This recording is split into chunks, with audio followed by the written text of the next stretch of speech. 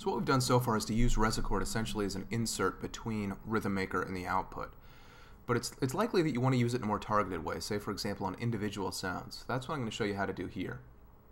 Now I've loaded the Rhythm Maker ensemble and has our familiar snapshot. I'm going to change this to the snapshot bank 2, number 2, and it's kind of this mellow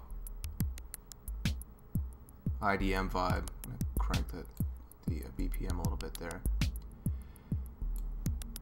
And so what I hear in this is a snare drum that I like that might make a good candidate for a resonation effect, right? So if I come over here to our solo button and the mix and snap section, we can hear the snare on its own.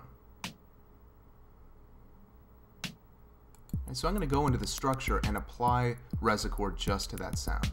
How do I do that? Well, behold, click on the structure view, and that will take us into the first level of the structure. Now I'm going to go into this mix and snap, and you'll see that all of our individual drum synths are in here. So we have kick, snare, percussion 1, percussion 2, and toms 1, 2, 3, and 4 are grouped into one section.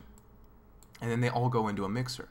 So if I want to apply Resochord to just one of these sounds, what I need to do is to place it between it and the mixer.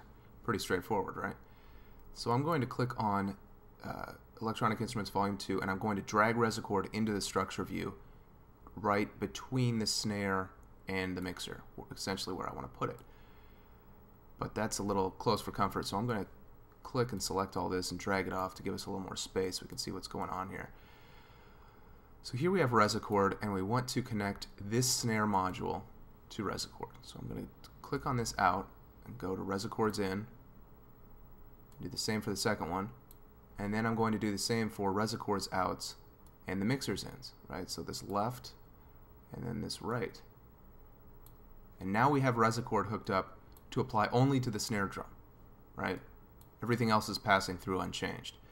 So now I am going to click back on our panel view, and you'll see that we have kind of panel chaos here. Resochord is loaded off to the right. Easily solved. I'm just going to click and drag this to the top here, and now it will sit on top of the Rhythm Maker ensemble. Notice, however, that Rhythm Maker is still the snapshot master, so you're still going to see the Rhythm Maker snapshots up here, and then Resochord is within the Rhythm Maker ensemble. So now, when we listen, we hear that resonation is applying only to that snare drum sound, so it's a much kind of cleaner, more punctuated sound. Now I can of course go through here and choose a different Resochord snapshot, and then maybe move between some of these chord sounds.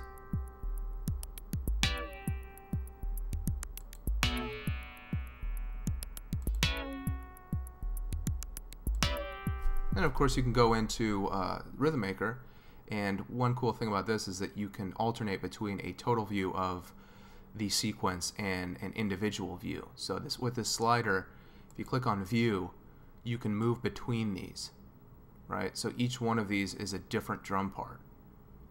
And this snare, for example, I might want to put in another snare. Well, maybe a couple more. I don't know, just go nuts here. Do some hits a little early.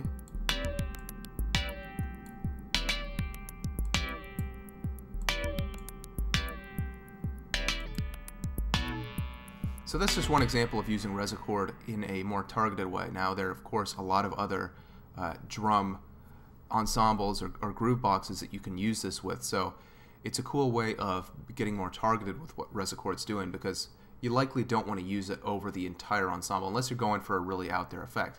Now what you'll notice is that as you scroll through some of Rhythm Maker's other snapshots, you get some really kind of wild textures depending on what the snapshot is. There's one here that's almost a drone-like texture, MJ Klebnock, excuse me.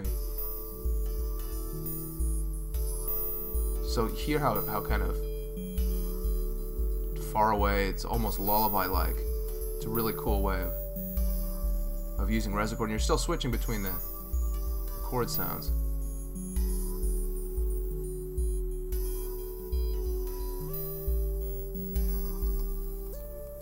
So it's a great targeted way of using Resochord.